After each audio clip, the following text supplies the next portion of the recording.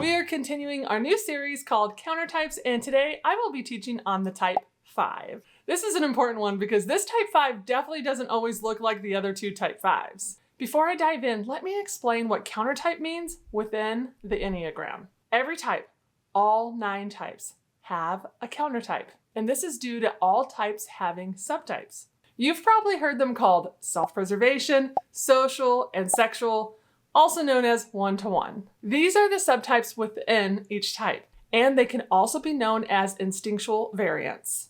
So we have self-preservation, social, and sexual for each type, and within those 3 is the countertype. This is the one that doesn't always appear to be like the type on the outside, and also with their behaviors. And to break it down even further, but try not to confuse you, every type has a different countertype. So for example, I'm the countertype. I am a social 9. The countertype of the 9 is the social instinct. But this doesn't mean every social instinct ends up being the countertype within the type. Does that make sense?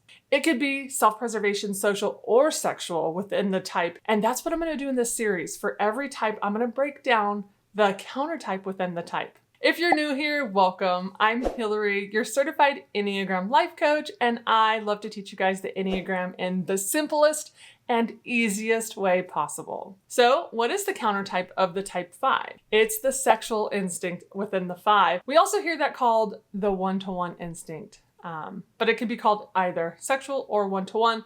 Within today's video, I will be calling it the sexual instinct. All right, so if you relate to the core desire of the type 5, which is to be knowledgeable, capable, and competent, and the core fear, which is being useless, helpless, and being overwhelmed by the needs of others and sometimes even themselves, and the core weakness, which is avarice, then you might be a type 5. And if you want a more in-depth teaching of that type 5, I've done a bunch of videos on it already. I will link one of them right here and in the description box down below so that you can find it easily. But I'm just not going to have time to teach a whole overview on that type 5 today. But like I said, if you relate to the cores of the 5, then you might be a 5. And from there, once you know you're a 5, we move on to subtypes. When people think of that stereotypical 5, they're usually thinking of the self-preservation 5 and the social 5. The sexual instinct of the 5 has behaviors that are different than those 2 instincts. Okay, so like I said, the sexual 5 is the countertype, so let's go ahead and break that down even further. So this type 5 is the romantic type. They search for that ideal mate and absolute love.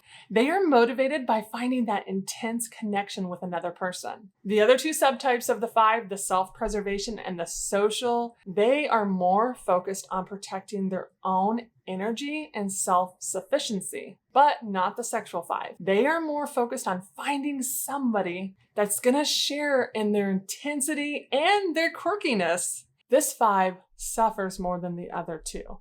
And that can make them look like a type 4 at times, which is why a lot of 4s and 5s come to me going, am I a 4? Am I a 5? I can relate to both. A lot of times it has to do with the countertype. The sexual 5 is actually more talkative than the other 2. And while the sexual 5 has a really vivid inner life, they are still removed from other people more than other types would be. That sexual 5, they are sensitive and they really just desire to find somebody that's going to fulfill their ideal of trust. Okay, so that's a glimpse into the countertype 5.